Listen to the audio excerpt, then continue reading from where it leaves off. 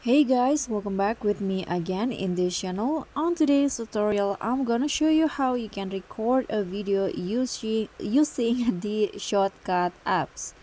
So here in the ShotCut apps, if you see here at the homepage, there is a camera button where you can directly record a video in the apps. So when I click on the camera here, so it will open the camera on your phone and you can directly record a video or also took a photo like this. So you can just choose which one you want to use. For example, video.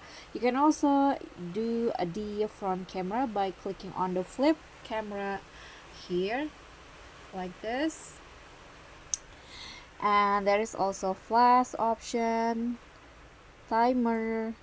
For example, you want to take some time to prepare. You can also change the aspect ratio between 9:16 and also 3:4 like this, and you can also change the quality. This is the better quality, the highest definition quality, 1080. You can just choose which one that you want. Okay, when you start want to record, just click on the red button like this, and to stop, click on the red button again. And this is the result at the bottom. You can directly edit it on the ShotCut apps.